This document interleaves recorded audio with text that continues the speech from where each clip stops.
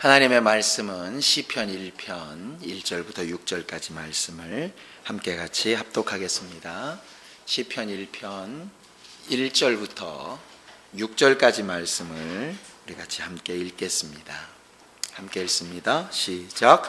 복 있는 사람은 악인들의 꾀를 따르지 아니하며 죄인들의 길에 서지 아니하며 오만한 자들의 자리에 앉지 아니하고 오직 여호와의 율법을 즐거워하여 그의 율법을 주야로 묵상하는도다. 그는 시냇가에 심은 나무가 철을 따라 열매를 맺으며 그 잎사귀가 마르지 아니함 같으니 그가 하는 모든 일이 다 형통하리로다. 악인들은 그렇지 아니하며 오직 바람에 나는 겨와 같도다. 그러므로 악인들은 심판을 견디지 못하며 죄인들이 의인들의 모임에 들지 못하리로다. 무릇 의인들의 길은 여호와께서 인정하시나 악인들의 길은 망하리로다. 아멘. 2절만 다시 한번 함께 다시 읽겠습니다. 1장 2절 시작. 오직 여호와의 율법을 즐거워하여 그의 율법을 주야로 묵상하는도다. 아멘. 하나님이 우리에게 원하시는 게 과연 뭘까? 이제 그런 생각을 하게 됐습니다. 지난 주 중에 어떻게 이제 젊은 친구들하고 이렇게 대화를 하게 됐어요. 근데 그 아이가 굉장히 마음 아파하고 또 괴로워하면서 이제 자기 심정을 토로하는 겁니다. 자기가 맡고 있는 영혼들이 있고 자기는 그 영혼들을 정말 잘 돕고 싶고 정말 자기에게 하나님이 사명을 주셨다라고 생각을 해서 그 사역을 굉장히 잘하고 싶은데 자기 능력이 없는 게 너무 속상하고 또 그래도 없는 능력 가운데 뭔가를 좀 해보려고 이렇게 권면을 해도 잘 받아들여지지도 않고 그러다 보니까 미워지고 그러니까 기도도 안 되고 그런 자신이 또 속상하고 그런 것들을 또 자기를 지도하는 사람들한테 이렇게 얘기를 하면 뭔가 도움을 줬으면 좋겠는데 그들도 어찌할 수 없고 이러니까 하나님 보실 때 내가 참 무가치한 존재겠다 뭐 이런 얘기를 하면서 막 울더라고요. 그래서 그 친구한테 딱 하나만 물었습니다. 하나님이 너한테 뭘 가장 원하실까? 그걸 물었어요. 그러니까는 나한테 주신 영혼들을 막 살리고 막 성장시키고 역사하고 막 이런 걸 원하실 거래요. 그래서 제 딸 얘기를 했습니다. 그러니까 신영이가 지금도 이제 아르바이트를 하면서 이렇게 하는데 어느 날인가 그런 얘기를 한 적이 있어요. 아빠 지금 이것도 남는데 이런 알바도 더 하고 저런 것도 더 하고 이렇게 좀 해볼까? 이렇게 얘기를 하더라고요. 참 예쁘고 고맙더라고요. 근데 제 대답은 뭐였냐면 그러지 말고 그 시간에 네가 젊은 날에 할 수 있는 그 일, 또 네가 좀 미래를 위해서 네 자신을 준비할 수 있는 그런 일, 좀 여유 있게 생각도 좀 해보고 하는 그런 일들 좀 해봤으면 좋겠다. 아빠는 물론 너무 어려워서 그렇게 네가 해야 될 상황이 되면 또 할지 모르겠지만 그게 더 좋다. 네가 그런 말을 해줘서 참 고맙기는 한데 그렇게 막 지금 대학교 1학년 때 돈 벌려고 이리저리 빨빨대고 다니는 것보다는 그게 더 중요한 것 같다. 난 네가 행복했으면 좋겠어 라고 대답했던 말이 기억이 나서 그 말을 이렇게 했습니다. 하나님은 우리한테 뭘 원하실까? 그러니까 오늘 설교를 준비하다가 우리가 어쨌든 행복한 교회니까 그리고 올 한 해 복의 통로가 돼야 되니까 하나님은 우리가 참 행복하기를 원하시겠다 이런 생각이 들었어요. 행복하기를 원하시겠다. 그냥 남들은 뭐라고 얘기하든 그건 다 차지하고 성경이 그렇게 말하고 있더라 이 말이죠. 여러분들이 하나님의 말씀을 이렇게 듣고 보고 대할 때마다 어떤 느낌이 듭니까? 행복해요? 아니면 무거워요? 기뻐요? 아니면 답답해요? 어느 쪽입니까? 행복하다면 정말 감사합니다.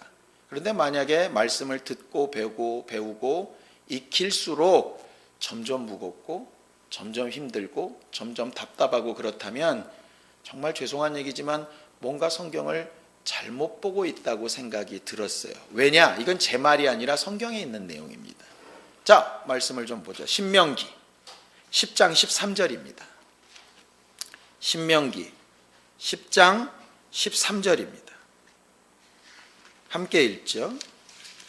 신명기 10장 13절입니다. 함께 읽습니다. 시작. 내가 오늘 내 행복을 위하여 내게 명하는 여호와의 명령과 규례를 지킬 것이 아니냐 그랬어요. 거기는요, 분명히 하나님께서 우리에게 명령과 규례, 말씀과 법칙을 가르치시는데 왜 가르치시느냐? 뭐를 위해서 가르치신다고요? 예, 우리 행복을 위해서 가르치셨다 이렇게 되어져 있어요. 그걸 오해하지 마십시오. 그게 하나님의 행복이란 뜻이 아니고요, 우리 행복이란 뜻입니다. 너 행복하라고 내가 말한 말을 잘 듣고 지켰으면 좋겠다. 그게 하나님께서 우리에게 명령하신 것입니다. 예수께서도 오셔서 분명히 말씀하셨어요. 나는 너희를 억압하고 괴롭게 하고 힘들게 하려고 온 게 아니다. 도리어 너희를 섬기려 하고 대속물로 내가 나서서 너희들을 하나님 앞에 정말 생명 얻는 길로 인도하려고 내가 온 것이다. 분명히 말씀하셨죠. 성령께서 우리 안에 오신 것도 요즘 유명한 CCTV처럼 불꽃 같은 눈동자로 쳐다보시면서 너 뭐 잘못했다, 너 큰일 났다, 너 그따위로 살면 너 난리 난다, 이렇게 감시하러 오신 분이 아니고 성령은 우리를 유익하게 하려고 오셨다라고 분명히 성경은 말을 합니다. 그렇다면 신앙생활 정말 제대로 하는 복 있는 사람은 누구냐면요, 행복한 사람이에요. 그것도 말씀을 듣고 보고 배우면서 행복한 사람이어야 정상이라는 얘기입니다. 여기서 벗어나면 잘못된 것이에요. 그 대표적인 예들이 누구냐면 서기관과 바리새인들입니다. 예수께서 그 서기관과 바리새인들을 막 야단치셨던 이유는 단 하나 때문입니다. 하나님께서 너희들에게 명령하신 걸 오해했다 이 말이에요. 잘못 받아들였다 이 말이에요. 제가 아담과 하와 사건을 얘기하면서요, 이런 얘기를 드린 적이 있었습니다. 지난번에도 제가 내가 복의 통로가 되어, 여기서 포인트가 복이 아니라 통로다, 이거 잘못 받으면 이상해진다, 이렇게 말씀을 드렸던 기억이 나는데 똑같습니다. 하나님께서 아담한테 명령하십니다.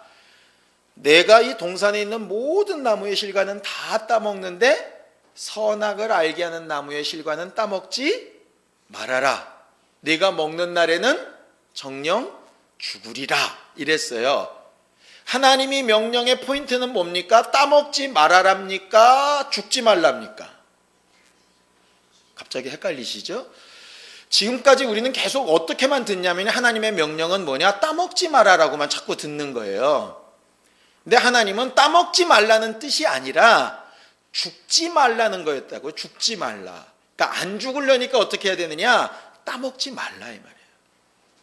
안식일을 거룩하게 지켜라만 생각을 하니까 문제였던 거잖아요. 안식일을 거룩하게 지키는 이유는 죽지 말라는 거예요. 그러니까 생명 살리는 일을 위해서 안식일 지키라는 건데 오해가 거기서 비롯된다 하는 것이죠.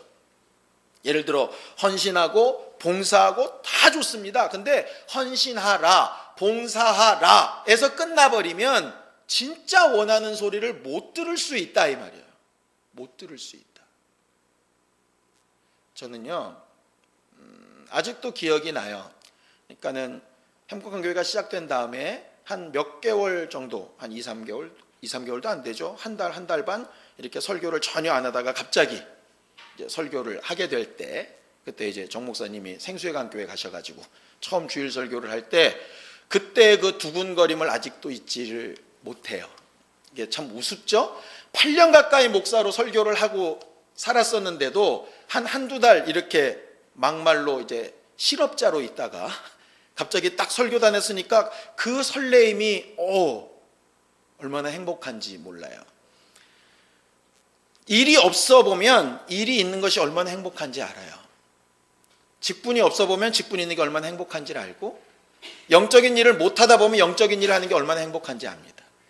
예보가 계속 실패하다가 한 번 예배를 성공하면 그 예배가 얼마나 귀한지 딱 눈에 보여요. 그렇지 않고 그냥 예배하라에서 끝나면 전혀 그 감동을 못 느낍니다. 우리가 신앙생활하면서 왜 안 기쁘고 왜 안 행복하고 왜 자꾸 불평이나 불만이나 뭔가 안 좋은 것 같은 생각들이 자꾸 들까, 이렇게 보면 대부분 하와 같은 생각인 것 같아요. 하와가 뱀이 물었을 때 이렇게 대답합니다. 하나님께서 선악을 알게 한 나무의 실과를 어떻게 하라고요? 거기 보면 보지도 말고 먹지도 말라고 하셨다, 그렇게 강조를 합니다. 그래 놓고 진짜 강조해야 될, 먹으면 정령 죽는다 하는 말씀은 뭐라고 바꾸느냐? 혹시 먹으면 죽을지도 모른다고 그러시더라. 이건 뭐냐면요, 완전히 하나님과는 포인트가 빗나간 거예요. 하나님은 먹든지 안 먹든지 그게 지금 중요한 게 아니라 죽으면 안 된다, 이 얘기고, 하와는 죽든지 안 죽든지는 잘 모르겠는데 자꾸간에 먹고 보고 자꾸간에 그 자체에 자꾸 하나님께서 뭔가 나한테 제약을 거셨다, 여기에 관심이 있는 거죠. 부모들이 아이들에게 날카로운 칼을 만지지 못하게 하고 뜨거운 냄비에 손을 대지 못하게 하는 이유가 있습니다. 아까워서도 아니고 다른 이유도 아니에요. 다치지 말라는 거잖아요. 그런데 아이들은 거기까지 마음이 안 갑니다. 뭐만 불평과 불만이냐? 왜 이걸 하고 싶은데 못하게 하는 거야? 왜 이걸 하기 싫은데 하라고 그러는 거야? 그러면 진짜를 놓친다, 진짜를. 성경은 아까 우리가 신명기에 본 대로 하나님의 말씀과 명령과 규례는 행복하라고 주신 겁니다. 그러니까 아무리 말씀을 잘 알고 아무리 말씀대로 해보려고 몸부림쳤어도 여기까지 안 가면, 행복한 데까지 안 가면 나는 신앙생활을 제대로 못하고 있는 거예요. 그런데 바리새인이나 서기관들은 자기들도 못하고 있으면서 남들도 비난하고 결국 이렇게 하다가 하나님 앞에 어긋난 길을 가게 되는 것이죠. 우리는 그래서 어떤 생각으로 좀 신앙생활하기를 원하느냐 하면은요, 정말 하나님께서 우리에게 본래 주고자 하시는 그런 것으로 좀 돌아가 보는 연습을 했으면 참 좋겠다는 생각이 듭니다. 오늘 성경에 보면은요, 복 있는 사람이 누구냐? 누가 행복한 사람이냐? 오직 여호와의 율법을 즐거워하여 그의 율법을 주야로 묵상하는 사람이다, 이렇게 얘기를 하고 있습니다. 다시 말하면 행복한 사람, 복 있는 사람은 특징이 뭐냐? 하나님의 말씀을 즐거워하고 그 말씀을 주야로 내 입에서 떠나지 않게 계속 말할 만큼 그렇게 가까이 하고 싶어하는 사람이다, 이 말이에요. 언제를 떠올리시면 좋으냐? 여러분들 연애하실 때를 떠올리시면 좋을 것 같습니다. 목사님, 그가 수십 년 전이라 기억도 안 납니다. 그러면 어쩔 수 없지만 아주 파릇파릇한 이런 상황을 좀 생각을 해보세요. 우리가 처음에 설레는 마음으로 만나서 뭐 한마디 말해주면 그 말이 무슨 뜻일까 고민하죠.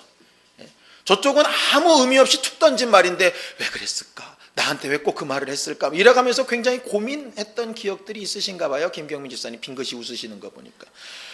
그런 것들이 실제로 사랑하고 아주 행복한 시간들이거든요. 하나님의 말씀이 그렇게 되면 정말 신앙생활이 좋을 것 같아요. 근데 무슨 말씀을 들어도 자꾸 뭐 해라, 뭐 하지 말아라 하는 사춘기 아이들이 듣는 이게 잔소리로 들려버리면 그때부터는 이미 이제 신앙생활은 꺾여버린 겁니다.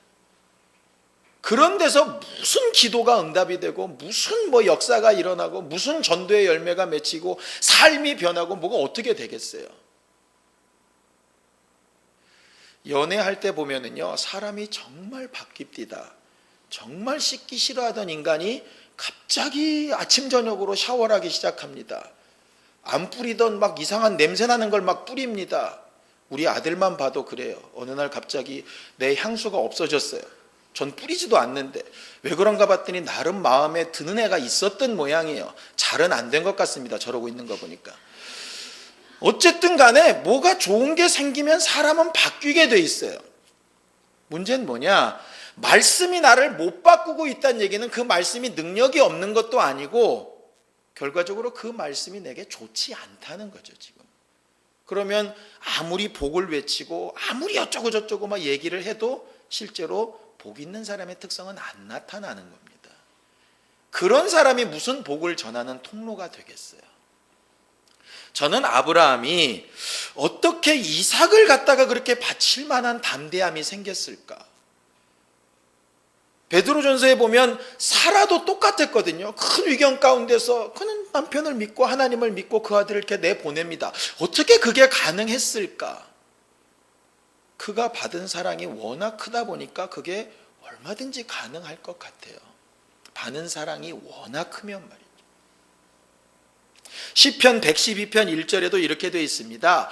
복이 뭐냐? 하나님의 말씀을 크게 즐거워할 줄 아는 게 그게 복이다 이 말이에요. 예수께서는 뭐가 그렇게 기쁘시고 즐거우셨을까? 하나님의 말씀이 그를 움직이고 하나님께서 그에게 주신 마음이 생각나고 하나님의 뜻대로 해나가는 것들이 정말 기쁘고 이런 것들이 정말 기쁘고 행복하셨을 것 같아요. 우리의 신앙생활이 좀 그렇게 되도록 기도해야 되지 않겠느냐 이 말이죠. 그러려면 아까도 말씀드린 것처럼 오해를 고쳐야 됩니다. 오늘 2절에 보면 이렇게 되어 있습니다. 뭐를 즐거워하느냐? 여호와의 율법을 즐거워한대요.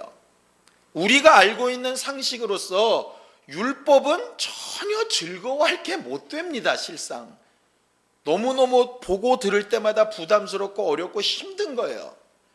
그런데 그 율법을 주로 묵상할 만큼 즐거워한대요.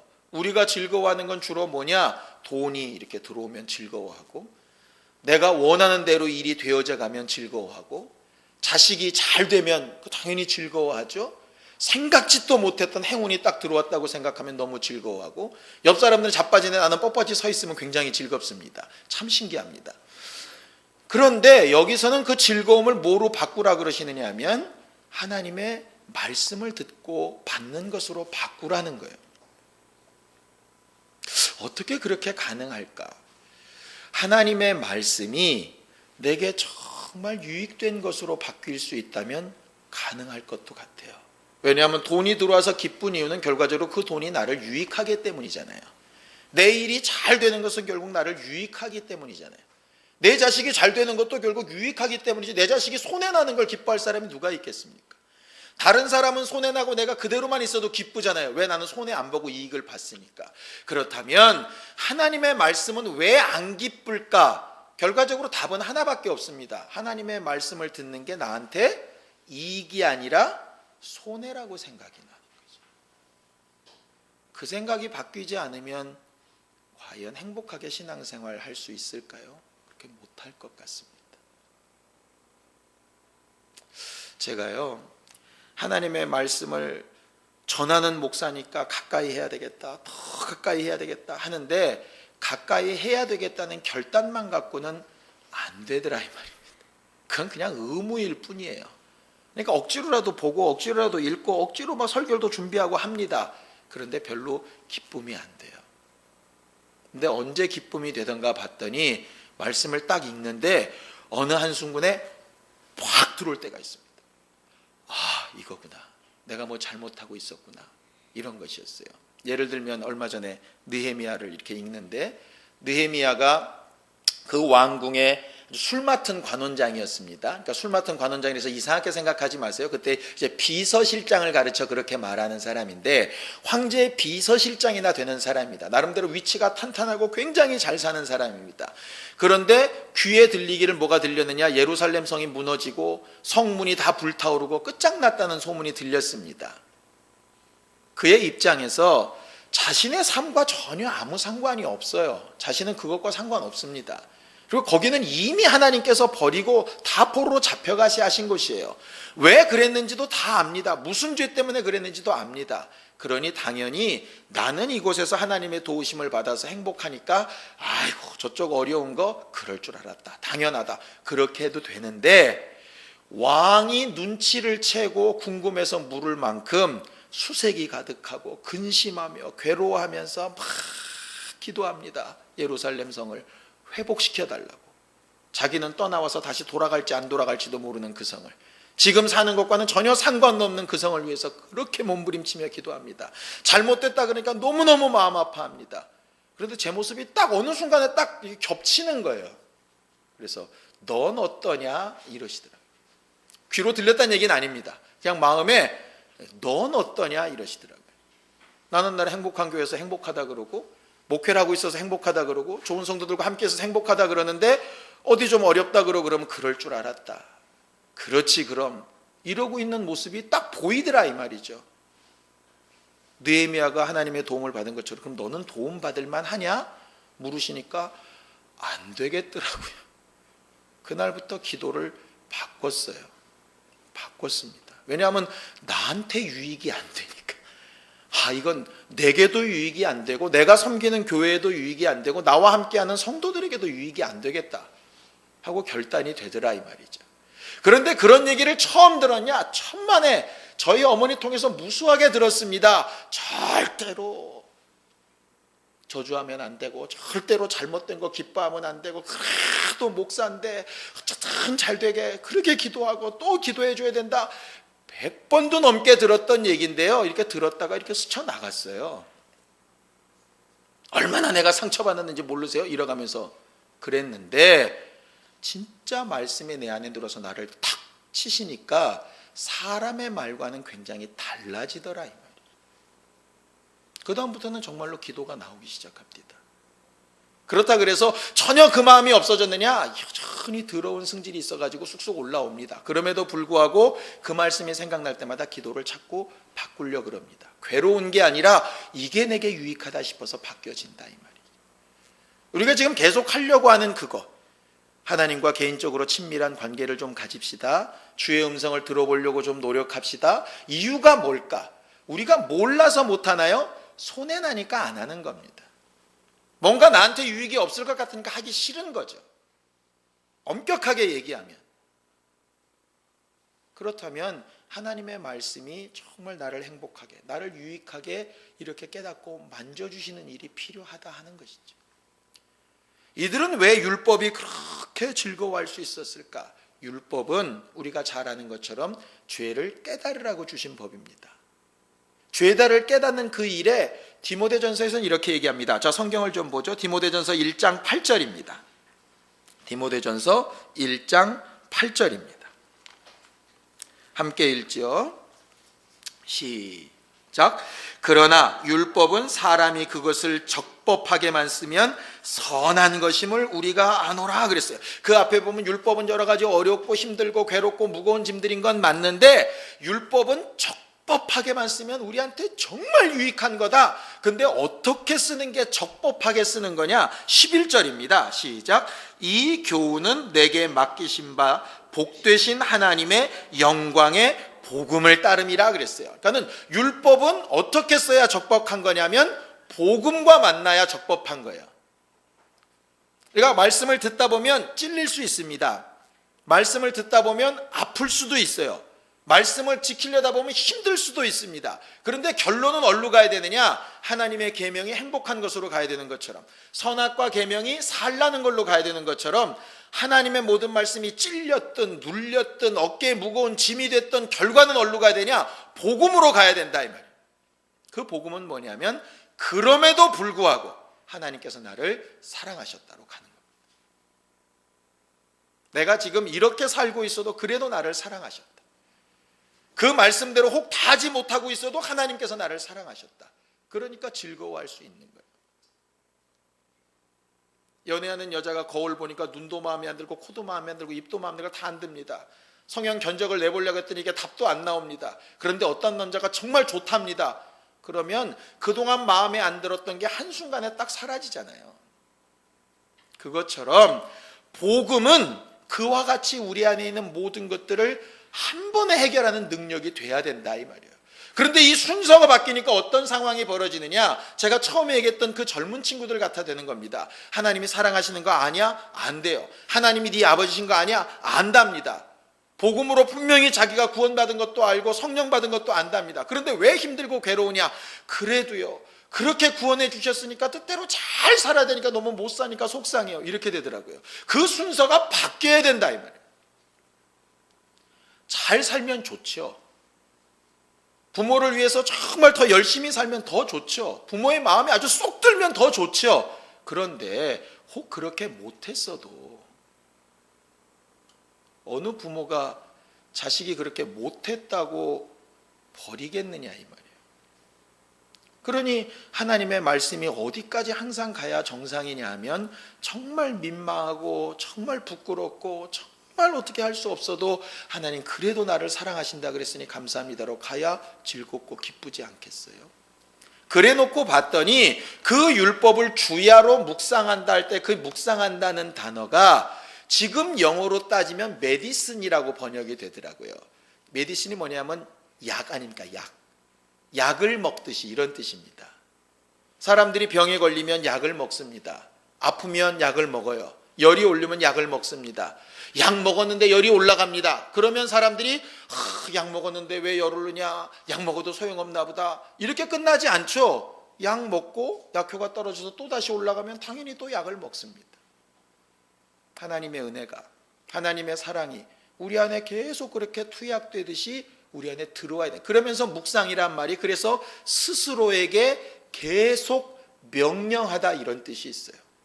입 다물고 이러고 있다는 얘기가 아니라 중얼거리며 자기에게 계속 명령하다 이 말이에요. 계속 명령하다. 내가 나를 봐도 용납이 잘 안 될 수 있지만 그래도 하나님께서 나를 사랑하신다 하셨다. 그래도 하나님께서 내 행복을 위해서 말씀을 주셨다. 이렇게 자기 스스로에게 계속 약을 먹듯이 묵상하는 사람이 복 있는 사람이라 이 말이에요. 그런데 문제는 자기 스스로도 용납이 잘 안 되니까 남도 용납이 안 되지요. 성경은 율법과 선지자를 단 한마디로 얘기합니다. 율법과 선지자의 강령, 골자, 요지가 뭐냐? 하나님 사랑하고 이웃 사랑하는 거다. 하나님을 왜 사랑하냐? 하나님이 먼저 사랑해 주셨으니까 사랑하는 거예요. 아브라함이 뭘 잘해서 하나님께서 그를 복의 근원 삼으신 거 아닙니다. 하나님께서 아브라함을 그냥 택하셨죠. 다윗이 굉장히 뭔가 열심히 해가지고 그를 택하신 게 아닙니다. 하나님께서 그냥 다윗을 택하셨어요. 택하심을 입은 다윗이 하나님 앞에 마음에 들게 행동을 했죠. 100점짜리로 했냐? 천만에 별하별 짓을 다 했지만 항상 그 마음으로 돌아갑니다. 그게 하나님의 마음에 합한 사람이었어요. 대표적으로 신약에 와서는 베드로를 통해서 우리에게 알리십니다. 저는 늘 그런 고민이 있었어요. 베드로가 정말 3번 예수를 부인할 것을 모르셨을까? 아셨죠. 아셨으니까 경고까지 하셨잖아요. 너 닭 울기 전에 3번 나를 부인할 거다. 그럼 그렇게 잘 아시는 분이 못 막으셨을까? 능력이 없어서. 막으실 수 있습니다. 근데 안 막으셨어요. 그 이유가 예수의 말씀에 나옵니다. 네가 분명히 닭 울기 전에 3번 나를 부인할 거다. 그런데 그 일 후에 너는 돌이킬 것이고 돌이킨 후에는 다른 연약한 자들을 반드시 도와줘라. 그 연약한 자들이 뭐냐면 너처럼 실수하고 낙심하고 실망하고 부인하고 자빠지고 넘어지고 괴로워하는 사람들이 있다면 나도 그랬었다. 그런데 하나님께서 네가 나를 사랑하냐고 물으시더니 용서하시고 또 일을 주시고 또 나와 함께 해주시더라. 이런 나한테 성령도 주시더라. 그 성령을 통해서 하나님의 말씀도 전하게 하시고 이적도 나타나게 하시더라. 나도 이렇게 하는데 네가 왜 낭망할 필요 있냐? 너도 복음으로 살면 된다. 그거 하라고 그가 3번 부인하는 일을 막지 않으신다. 혹여라도 우리가 자빠지고 넘어질 때 그런 생각 해보셨으면 좋겠습니다. 우리가 혹시 자빠지고 넘어지는 거 안 하면 좋겠지만 혹 그렇게 된다면 복음으로 다시 벌떡 일어나서 내 옆에 누운 사람들에게 자빠진 사람한테 나도 일어났으니 당신도 할 수 있다고 이렇게 말할 수 있으면 얼마나 좋겠느냐 이 말이죠. 과거에 이런 경우가 있었습니다. 병원 신방을 갔더니 그분이 이런 얘기를 저한테 했었어요. 저는요 그 전까지 누가 병원에 입원했다 아프다 그러면요 겉으로는 말을 이렇게 했답니다. 아유 어떻게 빨리 나으셔서 기도하겠습니다 하면서 속으로는 그랬대요. 네, 너 기도 안 할 때 알아봤다. 그러니까 내 귀신 쫓으라 그랬지. 그렇게 뺀질대더니 내가 그럴 줄 알았다. 그렇게 생각을 했는데 자기가 딱 아파서 병상에 누워보니까 이 말씀을 합니다. 목사님 너무 아프니까요 제가 기도를 못하겠더라고요. 이제 다음부터는 누가 아프다 그러면 기도해 이렇게 안 하고 그냥 해줄랍니다. 이렇게 얘기를 하시더라고요. 결과적으로 여러 가지 넘어지고 자빠지고 하는 일들 분명히 있지만 그 말씀이 정말 되게 유익이 되고 내 안에 묵상이 되어져서 사랑한다는 고백으로 이렇게 나올 수 있도록 바뀌는 것, 그게 우리한테 정말 신앙생활 제대로 하는 모습으로 가는 길일 것 같아요. 시편 1편 1절 2절을 한꺼번에 보면 이렇게 되죠. 복 있는 사람은 죄인과 악인과 오만한 자의 그 길로 가지 않고 항상 어디로 가느냐? 말씀 따라 갑니다. 근데 그 말씀에 혹꿰서 가는 사람이 아니고 그 말씀이 즐거워서 가는 사람이에요. 우리 교회가 자원함과 기쁨을 얘기하는 이유가 뭡니까? 결국 기쁨과 정말 즐거움으로 하자는 거 아니겠어요? 말씀을 대할 때도 기쁨과 즐거움이어야 되는데 그렇지 않다면 뭔가 문제가 생긴 거니까, 그렇다면 뭔가 이걸 기도로 바꾸고 해결해야지요. 내가 하는 직분이 무겁고 힘든데 기뻐, 그럼 상관없습니다. 그런데 무겁고 힘든데 짜증나, 그러면 뭔가 해결해야 될 부분이 있는 거예요. 기도하는 게 쉽지 않습니다. 금식하는 거 쉽지 않습니다. 그런데 정말 하면 할수록 기쁘고 감사하고 즐거워요. 그러면 괜찮습니다. 아무리 힘들어도. 예수께서 너희가 정말 사람들한테 핍박당하고 그렇게 할 때 기뻐하고 즐거워하라 하는 것은 힘들어 죽겠지만 억지로라도 웃어라, 그 얘기가 아니라 그런 핍박과 그런 박해가 기쁨이 된다면 너는 정말 제대로 잘 가고 있는 사람이라는 뜻이에요. 그래 놓고 봤더니 사도행전에 그렇게 말하죠. 주의 제자들은 예수 그리스도를 통하여 받는 핍박을 즐겁게 여겼다 그랬어요. 당연하게 여겼다 그랬어요. 너무 감동적으로 받았다 이 말이에요. 우리가 뭘 기도해야 될까요?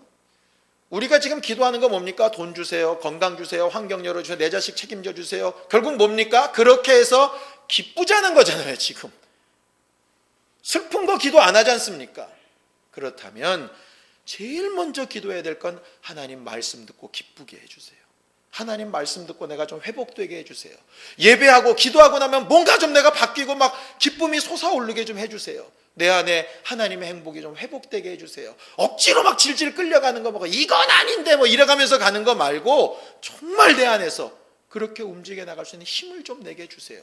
그 일을 위해서 성령 주신 것인데 그 성령으로 일하시지 못하게 하면 또 뭔가 하면서도 궁시렁궁시렁 투덜투덜 하고 있는 것에 불과하다면 우리는 또 예전과 뭐가 달라진 사람이겠습니까? 무슨 복의 통로가 될 수 있겠어요?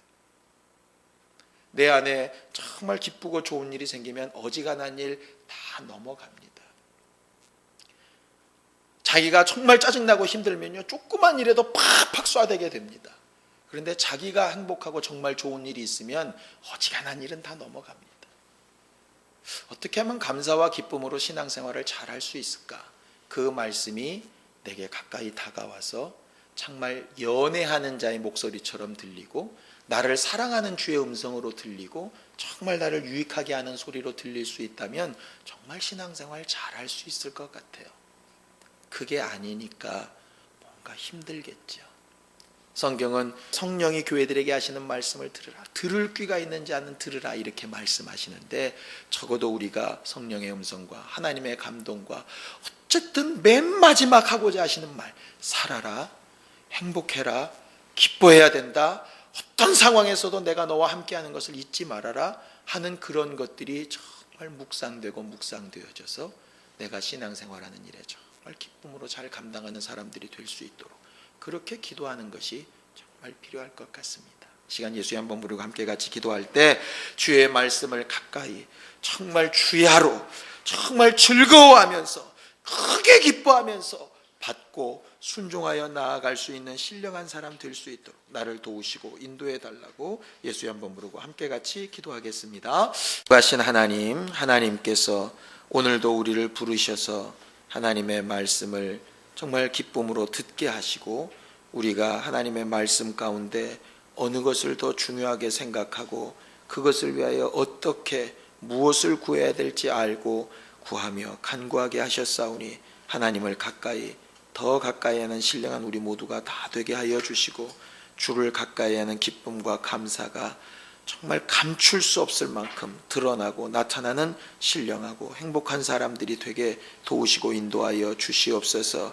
일평생 너희 입술에 주의 말씀을 두라 하신 명령 때문에 억지로 하는 것이 아니라 그 말씀이 너무 귀하고 내 마음과 생각을 움직이고 감동할 만하고 그 말씀이 너무 좋고 즐거워서 말씀이 나를 계속 명령하고 그렇게 나를 움직여가는 능력이 될 수 있게 도와주시옵시고, 이를 위하여 성령을 의지하고자 할 때마다 육체에 속한 상식과 증거대로 말하고 행동하는 일에서 벗어나서 하나님께서 내게 가르치시고 명하시는 일들로 새 힘을 얻기에 부족함이 없도록 도와주시옵소서.